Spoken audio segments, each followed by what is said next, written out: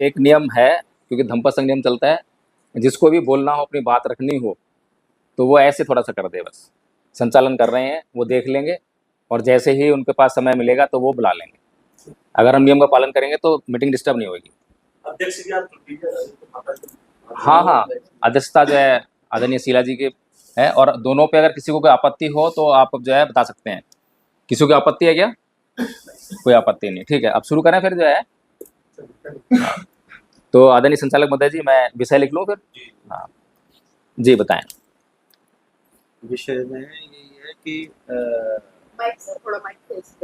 हाँ 13 मई 2022 को मैंने धम्म भूमि के कार्यों से प्रभावित होकर के आपका नाम रामवीर सिंह भूमि दान करने के संबंध में हेतु भूमि दान की, और अब इश्यू क्या है उस पर कि उन्होंने कुछ निर्माण कार्य नहीं किया है।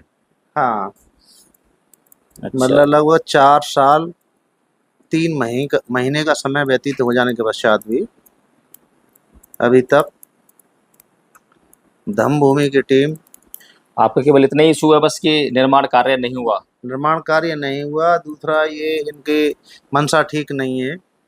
ना बनाने का पीछे कारण है कि लोग उसको जमीन को बेचना चाहते हैं, कोई निर्माण कार्य नहीं करना चाहते हैं। बार बार आग्रह करने के बाद में भी किसी भी मीटिंग में सम्मिलित नहीं होते हैं, और दूसरा इशू बताएं। ना समाज के साथ में आते हैं, और जी, ना तो निर्माण कार्य कर रहे हैं, ना ही मतलब उसको बेचने के उसमें हैं। तो मेरा बस इतना सा अनुरोध है कि या तो उस पे बुद्ध विहार का कार्य प्रारंभ कराएं या फिर जमीन को वापस करें। जी। दोनों में से एक चीज तो इन्हें करनी होगी, लेकिन ये लोग दोनों चीजों में से कोई नहीं कर रहे हैं। मेन एजेंडा आज का मीटिंग का यही है, निर्माण कार्य या वापसी? निर्माण कार्य कराएं, बुद्ध विहार बनवाएं, या फिर जमीन को वापसी करें, वापस कर दें। हाँ, ठीक है जी। और दूसरा मुद्दा आंटी जी का? आंटी, आपका मुद्दा बताइए जी। आपका मुद्दा जमीन दान की ना आपने? जी, मेरा मुद्दा ये है। 300 गज आपकी भी? जी, 300 गज जमीन है। मैंने 300 वर्ग गज जमीन धम्म भूमि को दी है। उस पर निर्माण कार्य हो चुका है, उससे मुझे कोई दिक्कत नहीं है, लेकिन मुझे वहाँ पर जाने नहीं दिया जाता है। आपको एंट्री नहीं है वहाँ पर? हाँ, बस यही इशू आपका? और जब मैं कभी जाती हूँ हाँ। तो मेरे साथ मतलब बदतमीजी शब्द इस्तेमाल ही करूंगी कि मेरे साथ बदतमीजी की जाती है। दुर्व्यवहार होता है ना वहाँ पर। आपत्तिजनक बातें ये होती हैं कि मैंने ऑब्जेक्शन किया था कि कोई भी भिक्षु किसी भी महिला के साथ नहीं रह सकता, लेकिन वहाँ पर एक करुणाशील राहुल और धम्मिनिया एक साथ रहते हैं, जो हमारे धम्म में ये प्रतिबंधित है। इस पर ही मैंने ऑब्जेक्शन किया, तो मुझे रामवीर सिंह ने कहा कि वो पिता पुत्री की तरह रहते हैं। मैंने कहा कि पिता पुत्री भी एक बिस्तर पर नहीं रहते हैं। इसी पर उन्होंने मुझसे कहा, रामवीर सिंह दरोगा जी ने, कि तेरे पर लठ पड़ेंगे, लठ। वहीं पर ही ये वाद विवाद हुआ था। काफी कुछ लंबे समय तक वाद विवाद चलता रहा। तो एक दिन वहां पर मैं अपना कोई कार्य करा रही थी 2 मजदूरों को लेकर के, तो इनका कोई सामान वहां पर पड़ा हुआ था बुद्ध विहार मेरे पति की स्मृति के सामने। उसको मैंने उठाने के लिए कहा कि आप अपना सामान उठा लीजिए, उनके मैनेजर को, परमाल सिंह को। उन्होंने सामान नहीं उठाया, और भंते ने कहा कि ये जो है हर समय यहाँ आके खुरापात करती रहती हैं, इसीलिए उनको लड़कों से कहा कि आप इनको भुगत लीजिए आज और डंडे पिलाइए इन पर। लेकिन कोई लड़का आगे नहीं आया, न डंडे लेकर के न कुछ लेकर के, इसीलिए भंते ही दौड़ पड़े मेरे पे और मुझे काफी कुछ मारा पीटा, बहुत कुछ किया। मेरे कपड़े कौन भी दौड़ पड़ा? भंते करुणाशील? भंते करुणाशील राहुल। वो दौड़ पड़े आपके पीछे? पिल पड़े मेरे ऊपर। अच्छा। मेरी शाल खींच के डाल दी, मेरी छाती में भी हाथ लगे हम्म, और मेरे कपड़े भी गीले हो गए। तब एक कोई मेरा जानने वाला था, उसने मुझे उठाया, पानी पिलाया। हम्म, उसकी FIR भी दर्ज है, मुकदमा चल रहा है अदालत में। ठीक, लाइए हो गया और अभी कुछ? मैं गई थी कुछ दिन पहले, एक दिन गई तो भंते जी ने मुझे माफी मांगी हम्म, और नमन भी किया। तो मैंने कहा कि मैं इतना सी इंसान हूँ, आप माफी मत मांगिए हम्म, और ना ही मुझे नमन करिए। तो वो उन्होंने कहा कि नहीं, मैं माफी मांगता हूँ पिछले कार्यों के लिए। पिछले कार। तो कोई गलत कार्य किया उसी के लिए उन्होंने माफी मांगी। हम्म, इसके बाद उन्होंने कहा कि वो अपना चीवर को हिला करके कहा कि आप इस पे दूध डाल दीजिए। तो मैंने सोचा कि ये ज्यादा ही कुछ शर्मिंदा हो रहे हैं, तो मैं बुद्ध विहार में धम्मा हॉल में चली गई और करुणाची राहुल और धमिनिया को लेकर के गाड़ी से भाग गए? भाग गए या चले गए? चले गए। अच्छा, चले गए जी। लाइए हो गया और कुछ तो नहीं है? ये बाद में बस वो ठीक अभी ठीक, एक दिन हाँ और कोई गई बात थी नहीं। तो वो मिले नहीं मुझसे, तब भी भाग ठीक गए। ठीक ठीक ठीक। और ये तीसरा इशू जो है, और किसी का इशू तो नहीं है? हाँ जी, कोई और कोई किसी का इशू तो नहीं है? अच्छा। और तीसरा इशू जो बहुत ही महत्वपूर्ण है कि धम्म भूमि से जो है समाज को लाभ हो रहा है या हानि हो रहा है, ये महत्वपूर्ण है या नहीं है? हैं जी, कोई भी आदमी जो सामाजिक कार्य करने का दावा करता है तो उसके सामाजिक कार्य समाज के लिए लाभप्रद हैं या हानिप्रद हैं, इसकी तो बात होनी चाहिए, तभी तो उसको हम जो है सामाजिक कार्य करने की अनुमति दे सकते हैं। अगर हमने किसी भी ऐसे कार्य को जिससे समाज को नुकसान हो रहा हो और अनुमति दे दी, करने की इजाज़त दे दी या छूट दे दी, तो फिर जो है उससे नुकसान ही होगा समाज को। तो अब कैसे डिसाइड करा जाए ये जो मुद्दा जो है, क्योंकि आपका दोनों का जो है जी बताएं। हम किसी को अपना आदर्श मानते हैं हाँ, और किसी को अपना मतलब प्रेरणा स्रोत मानते हैं, हाँ, तो उसमें जो भी चीजें होती हैं उसमें चारित्रिक हनन नहीं होना चाहिए।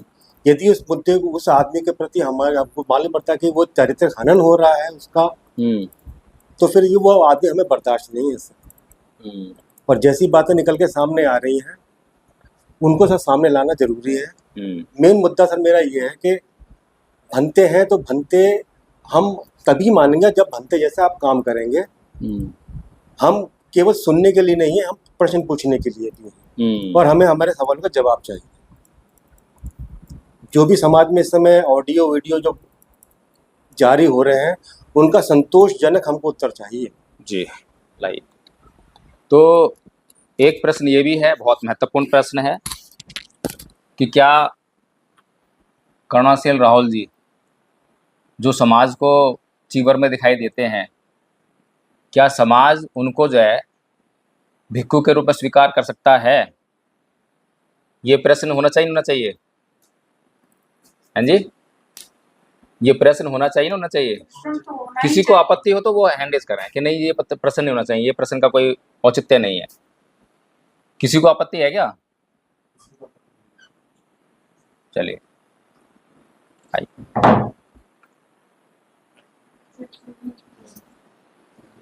आइए, इधर आ जाओ, थोड़ा आंटी इधर आ जाओ, आप इधर बैठ जाओ। देखिए, सारी समस्याओं की जो जड़ है, अगर हम थोड़ा सा जड़ पर फोकस करें तो समस्याओं को सुलझा सकते हैं।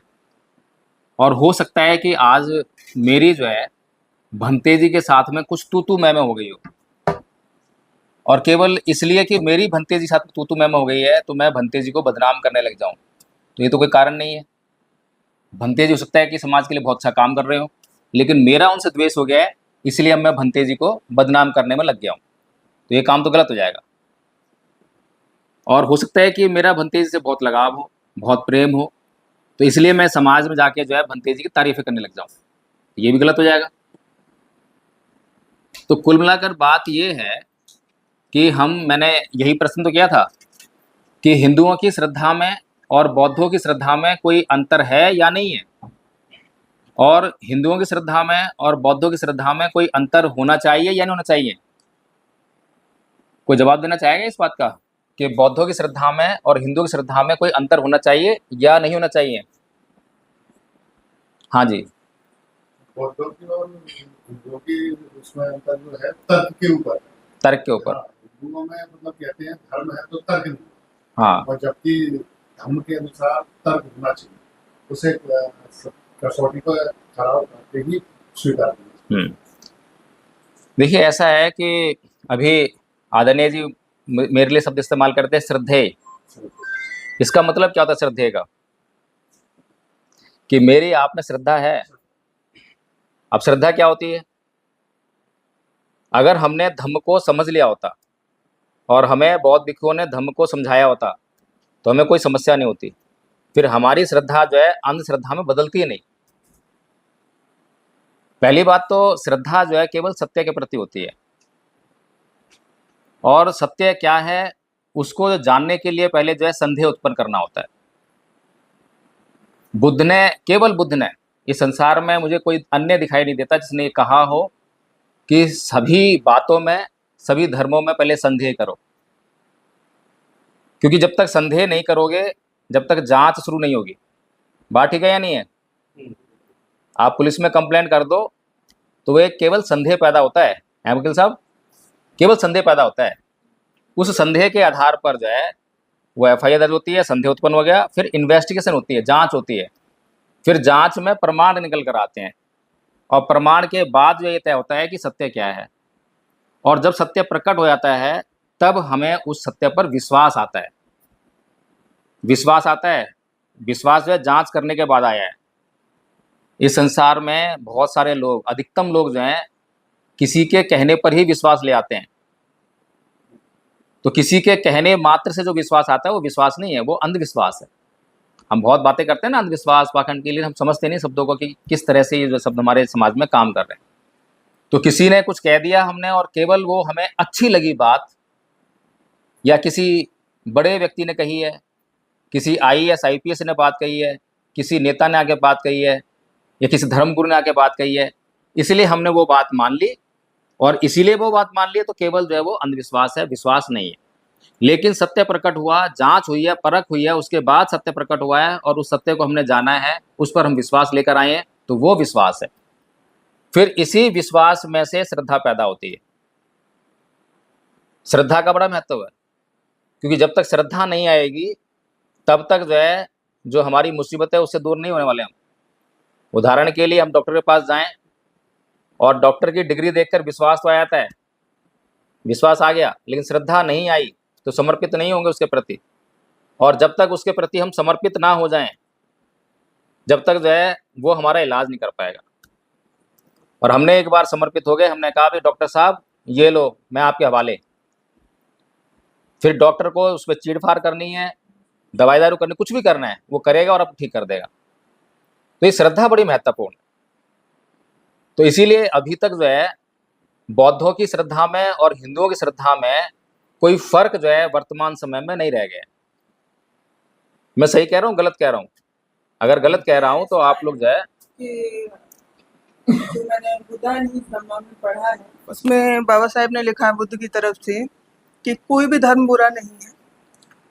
या फिर आप संविधान को ही ले लीजिए कि संविधान बुरा नहीं, चलाने वाले बुरे हैं। अब अंधभक्ति जहाँ पैदा हो जाती है, जैसे आप श्रद्धा भी नाम दे सकते हैं, या समर्पण, या जो भी कुछ है, तो फिर वहाँ पे चीज़ें बिगड़ने लगती हैं, भ्रष्टाचार भी बढ़ जाता है। तो ये होता है। अब वो चाहे हिंदू धर्म हो, चाहे कोई भी XYZ, हमें किसी के खिलाफ तो जाना ही नहीं है। हमें तो अपनी व्यवस्था कैसे सही हो उस पे ज़्यादा चर्चा करनी है। तो धर्म तो सभी अच्छे हैं, अब उसे हम किस तरह से चला पाते हैं, कैसे हम उसे सही राह पे ला पाते हैं, ये थोड़ा सा रहता है। और बाकी देखिए, रही बात तर्क की या वितर्क की, धर्म को हम धर्म के हिसाब से ही ले सकते हैं। ये जो दुकान हर जगह सजी हुई हैं, हमने वो दुकानें वैसे नहीं सजाई तो हमारी दुकान नहीं चलेगी। ये भी आपको मानना पड़ेगा। धर्म है तो धर्म की तरह हमें लेना पड़ेगा। जो विचार है बाबा साहेब का, अम्बेडकरवाद है, वो अलग चीज है, लेकिन धर्म को हम धर्म के हिसाब से ही लेंगे। श्रद्धा उसमें होनी ही चाहिए, समर्पण उसमें होना ही चाहिए। लेकिन अगर गलत हो रहा है, भ्रष्टाचार हो रहा है, बेईमानी हो रही है और धर्म के आचरण के अनुसार काम नहीं हो रहा है, तो फिर वहाँ विरोध मुझे लगता है कि बहुत ज्यादा विरोध। देखिए आदरणीय जी, मैं आपकी एक बात से सहमत नहीं हूँ कि बाबा साहेब ने बुद्धाइन धम्मा में ये कहा है कि सभी धर्म जो है एक जैसे हैं। एक जैसे नहीं है कि सभी धर्म अच्छे हैं, ये भी नहीं कहा। नहीं कहा सभी धर्म कोई सही बात हैं, नहीं, मैं बता देता मानने हूँ। वाले उसे किस तरह से मैं मानते हैं? इसको बता देता हूँ। देखिए, संविधान में परम पूज्य बाबा साहब डॉक्टर भीमराव अंबेडकर ने ही अनुच्छेद 25 से लेकर 29 तक की व्यवस्था की है कि सभी धर्मों को राज्य समान मानेगा। राज्य के लिए कहा है, अपने लिए नहीं कहा है। और मैं आपकी इज्जत करता हूँ, ये बात ठीक है कि मैं आपकी इज्जत करता हूँ, लेकिन जो आप बात कहें, आपकी बात भी मैं मानूं, ये दूसरी बात है। दोनों बातें बड़ा फर्क है।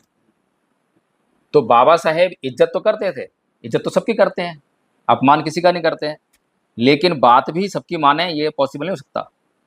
बात तो जांच करके मानी जाएगी ना।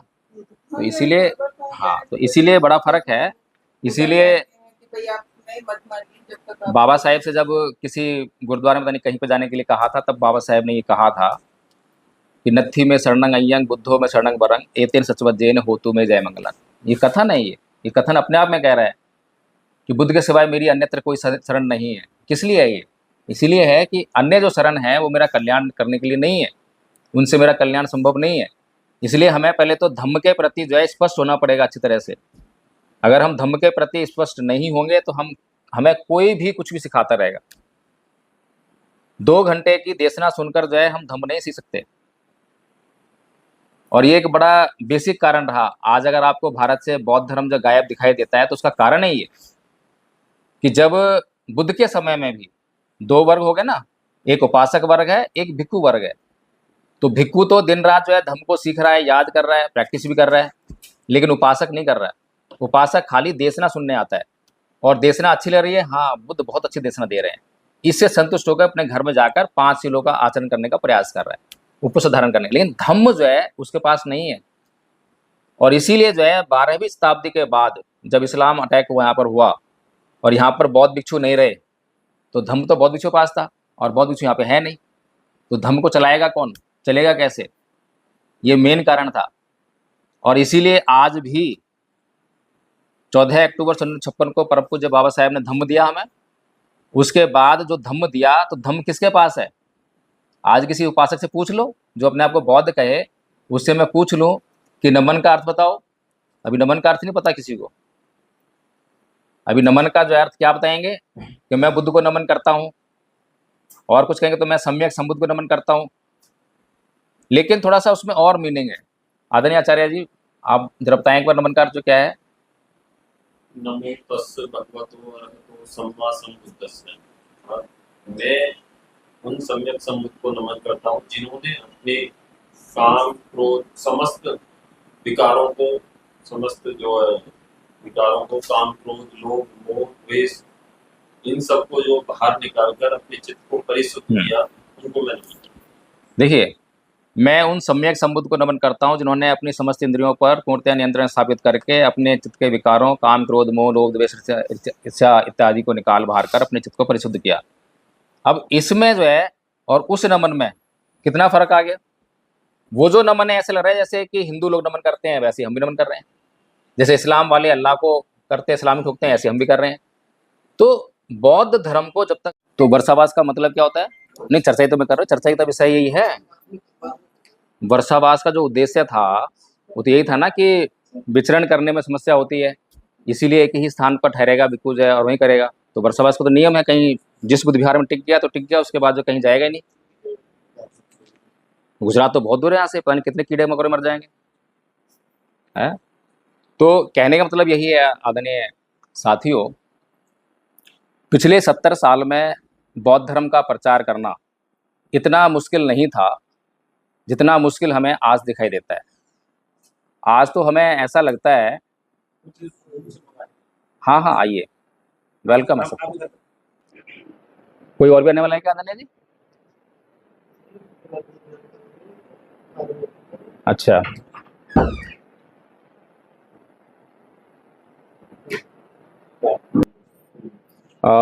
इससे पहले कि हम इस मीटिंग को अब शुरू करें, रीस्टार्ट हो रही है।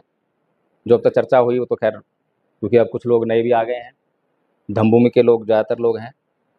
सबसे पहले मैं यह जानना चाहता हूँ कि सभी लोग जो हैं धम्म के प्रति समर्पित हैं या नहीं है। कोई अगर धम्म के प्रति समर्पित ना हो तो वो हैंड रेज कर दे, अपना हाथ खड़ा करके बता दें कि भाई मैं धम्म के प्रति समर्पित नहीं हूँ। सभी हैं? हाँ जी, सभी हैं। अच्छा, जब बात करोगे पसंद आएगी नहीं आएगी तब पता पड़ेगी। तो कोई अरे आदरणीय जी, ये तो बड़ी सामान्य सी बात है, आप उसमें भी मतलब इनमें कर रहे हैं तो कैसे बात बनेगी? जनरली शादी का हमारे धर्म संस्कार वाला मान करते हैं। हाँ, वो कई बात है। सबने धर्म का छोड़ा यहाँ तो ये बोले गौतम बुद्ध का पीछे ना बैठो यहाँ। मेरे मानो जब पढ़े धर्म का उसमें संस्कार दे।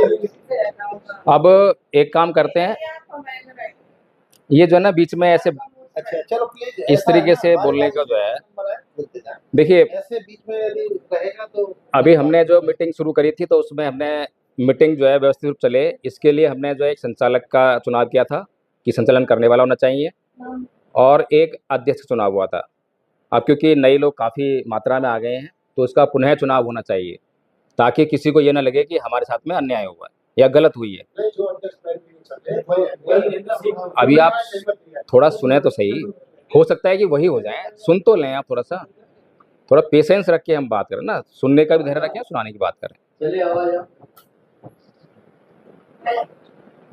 जय जय रखेल बोले तो बैठ जाओ। यही तो प्रॉब्लम है।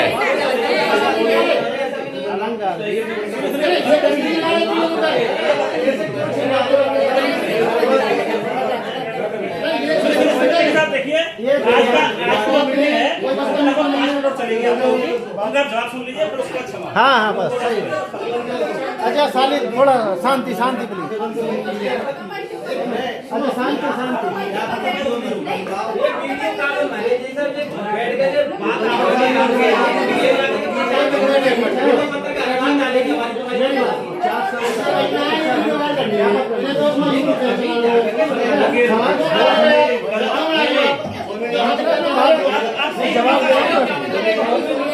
ये तो मीटिंग का कोई तरीका नहीं है।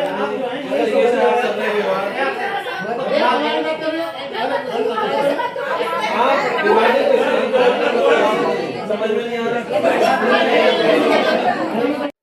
लेकिन सभी लोगों से मेरा आग्रह है कि आप जमीन दान देना या पैसे का दान देना ये गुनाह हो गया है धम्मभूमि को देना।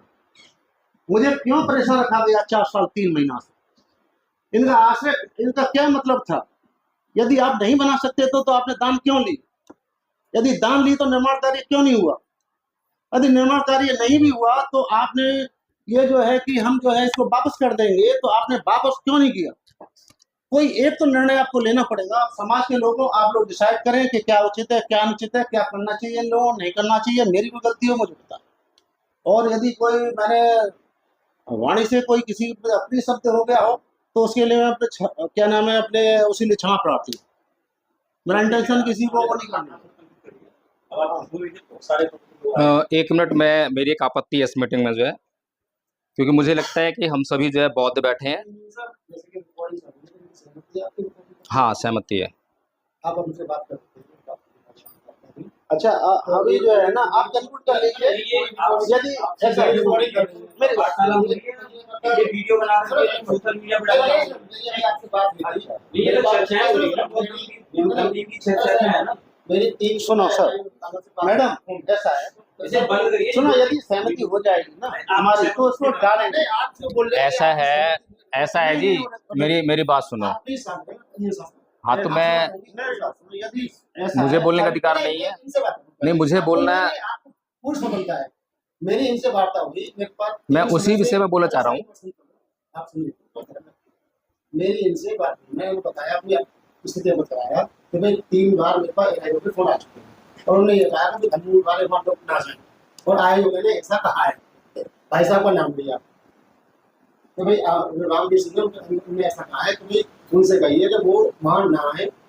किसने कहा है? रामवीर सिंह एआईओ वाले, ठीक है। अच्छा, कितने यहाँ पर एक मेरे पास भी आए थे। मेरी बात सुन लो, मेरी बात इंजीनियर साहब प्लीज मेरी बात सुन लो। अपना तो उन्होंने ये कहा कि एलआई वाला ये कहा कि भाई आप लोग वहाँ पे ना जाएं, स्थिति सही नहीं है, वो आपको ग्रुप में काम कर रहे हैं, आप उन्हें किसी मान के बोले इंजीनियर साहब से ढंग से पढ़ सकते और ढंग से हमारा ऐसी कोई बात नहीं। फिर मैंने इंजीनियर साहब से बात कहा कही, तो इंजीनियर साहब ने कहा आप आइए, ऐसी कोई बात नहीं है, ठीक है। मैं कोई तुम्हें तो वीडियो बनाना नहीं है, तो नहीं कोई वीडियो नहीं बनी, तो मैं अपने इंजीनियर साहब से सिर्फ पूछ रहा हूँ कि आप अपनी सहमति से बनवा रहे वीडियो या मेरी बात। देखो इसमें कोई यदि कोई गलत शब्द मैंने यूज किया है, किसी को कोई ऐसा लग रहा है कि मैंने धम्मू के प्रति कोई भावना कराई है, वो तो आप किसी को ये लग रहा है कि मैं गलत कह रहा हूँ, किसी कोई आपत्ति है। मेरे पास भी वाले तो सुबह 3 को आए, शाम को कल शाम तक 35 को आ चुके थे। उन्होंने ये सवाल रखा कि बात की स्थिति तो नहीं है। हम लोग से स्पष्ट कह दिया कोई बात नहीं है कि हम लोग आ रहे हैं कि हम आई तो हम वाले आ सकते हैं, नहीं करते वो उनका मेरे पास सुना है नहीं, मतलब मना किसी ने किया, तो धर्मवाद को ना वो ठीक है, मना नहीं किया, बोले यार आपको मेरे पास भी ठीक है, विवाद की कोशिश नहीं है। उन्होंने सवाल पूछ लिया है, आप प्रबुद्ध लोग हैं, सारे बुद्ध लोग हैं, समाज के लोग हैं, एक जो आपका सबसे सीनियर धर्मभूमि का हो तो वो जवाब दे दे, इसमें छोटी सी बात देखो विवाद की ना मैंने उनको कहा था, मैंने उससे बात की, बात हुई तो वो अपना बैठे को और अभी 1 घंटा 1.5 घंटा बाद बात हुई। देखो सर प्लीज ज्यादा लंबी बात नहीं, ठीक है, अभी 1.5 घंटा बाद ताजी बात मैंने अपनी संपूर्ण बता दी सर। वो सुबह यहाँ आने की पूरी टीम तारीख है, मैं आपकी बात मानता हूं सर। जब वो चलाया सोशल मीडिया पे, वो अपना काम जरूर कर रहे, ठीक है, और वो चाहते हैं कि भाई कोई टकराव के सामने कोई चाहते एक पक्ष से कोई जाए ना, वो चाहते अपना उनका देखो मास्टर जी मैंने इनसे कहा था कि वहाँ पे जैसे जयवीर प्रकाश आ ठीक है, और भाई उनका नाम केवल आजकल उनका वीडियो बनाई डाला। प्लीज प्लीज प्लीज मैं जो बात कह रही हूँ हमारा मेरे साथ बात नहीं है, वो मैंने पूरी वजह बताई। भाई उनका नाम आजकल केवल सोशल मीडिया पर डालना है, वीडियो बना के यही बात दीजिए सब ये बताते जाओ। आपने कहा कि आज को आइए हमें धर्मभूमि दान के बारे में बात करनी है, इसके बारे में चर्चा करनी है, ऐसी कोई बात नहीं होगी और वो ऐसी कोई रिकॉर्ड में आपकी नहीं करेंगे। नहीं ये बात भी नहीं बात, ये चीज मैंने जरूर कही है आपसे। मैंने कहा वहाँ पर जो मीटिंग का एजेंडा है धर्मभूमि का, दान की गई भूमि का एजेंडा है, इसके अलावा मैंने ये कहा था कि भाई जयवीर प्रकाश का तो एक ही काम है फिलहाल कि वो अपना वीडियो बनाते हैं और डालते हैं सोशल मीडिया पर। तो इसमें जो है बताइए उन्होंने जो सवाल किया आप अगर जवाब देंगे तो हम रिकॉर्डिंग ना बोले याद नहीं करेंगे। मैं अगले बात आपने 2 सवाल इसके आयोजक आप भी नहीं करेंगे, आपका आवास है, ठीक है, आयोजक कोई समाज के सभी लोग बराबर हैं। आयोजक तो ये सभी एक साथ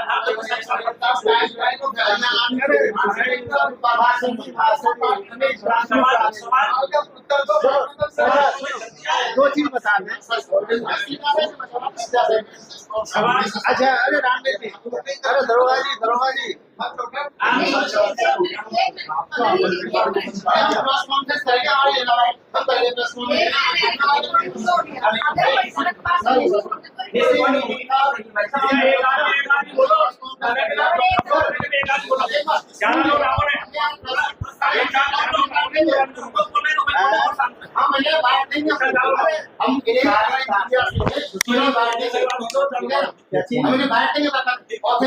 जवाब देंगे, ऐसा नहीं है। अरे लेकिन पूरी बात रिकॉर्ड करना है, हमने जवाब देंगे, उन्होंने प्रश्न किया, उन्होंने प्रश्न को रिकॉर्ड करने की अनुमति दे दी। आचार्य जी उत्तर को रिकॉर्ड करने की अनुमति नहीं दे नहीं उत्तर का हम देंगे, ऐसा नहीं है।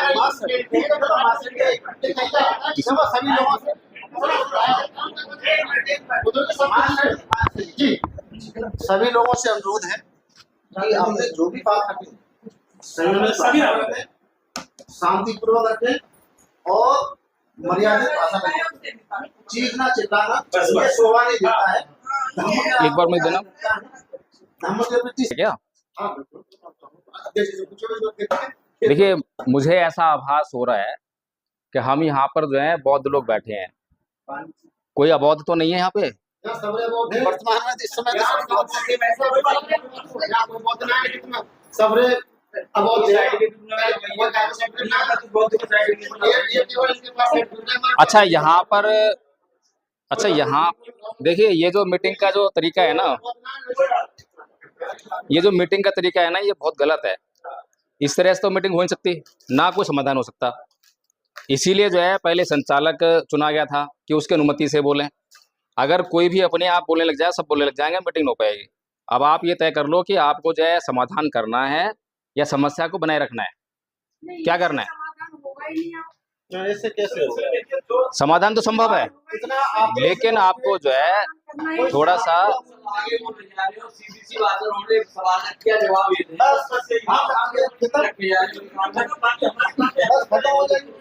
भाई मेरा एक सवाल है। एक मिनट बैठो जी। मेरा एक मिनट बैठ जाओ। एक मिनट रुक तो जाओ, एक मिनट रुको सही। मेरी बात तो सुन लो, एक बार मेरी बात सुन लो, बैठ जाओ आप एक मिनट। देखो भाई, हमारी इस मीटिंग में कोई भी जो है, सारे शरीफ आदमी है ना, कोई लड़ाई झगड़े वाला आदमी तो नहीं है। चलो अच्छा सुनो, आप साइलेंट हो जाओ, थोड़ा साइड। सुनो, तुम शरीफ हो,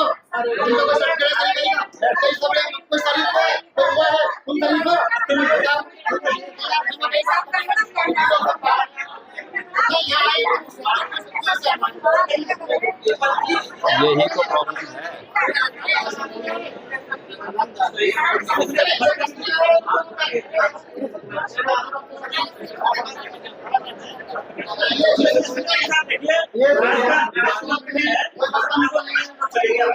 उनका जवाब सुन लीजिए, फिर उसके बाद सवाल। हाँ अच्छा साली थोड़ा शांति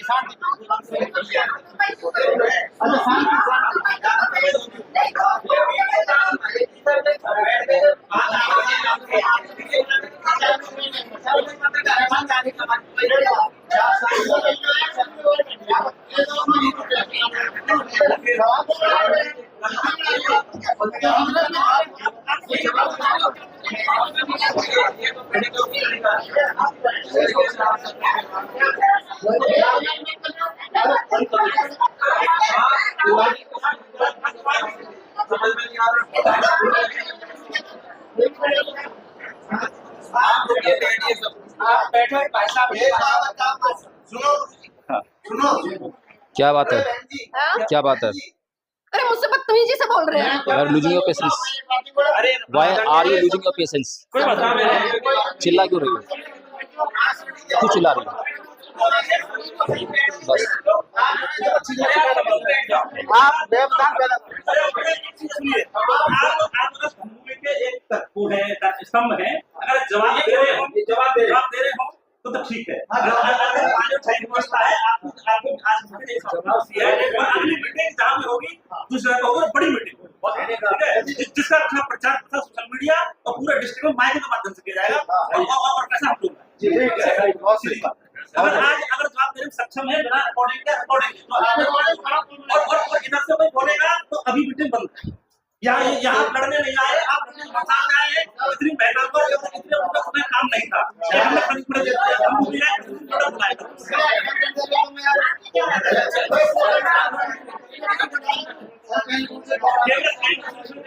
उन्होंने सवाल की अनुमति रिकॉर्ड करनी, अब जवाब की अनुमति समझ नहीं रहे। अब जवाब की अनुमति रिकॉर्ड करने की देंगे तो होगा नहीं होगा।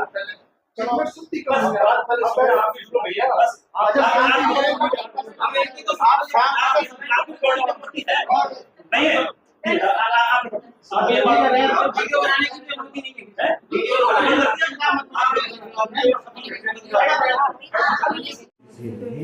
ये देख सकते हैं, मतलब धारदार चीज़ें लेकर आए थे और जिसका जीता जागता बिल्कुल नई शर्ट है और नई शर्ट पे ये देखिए ब्लीडिंग और ये और सर दिखाना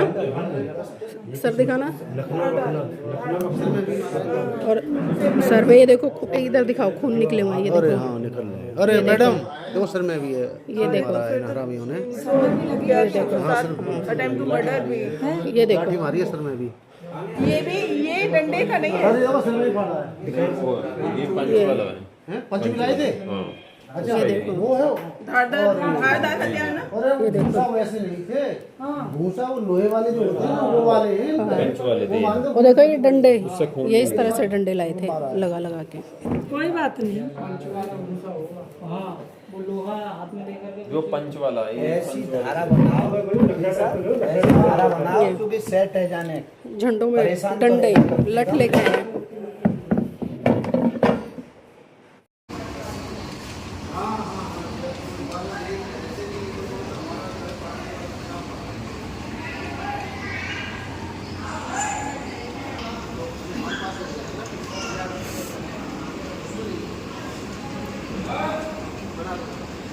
ये ऊपर करो।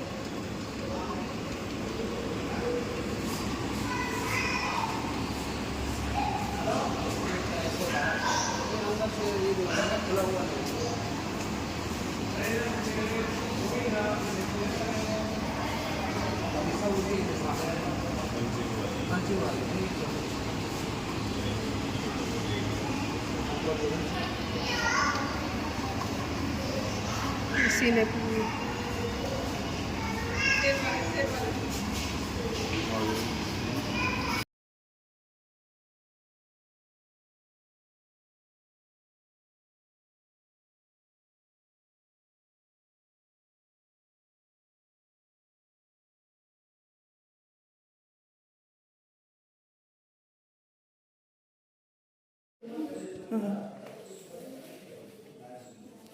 जी ब्लड निकल रहा है। यहाँ भी है ना, आप इधर देखिए। हाँ हाँ, ये ब्लड निकल रहा है। ये गुम चोट है।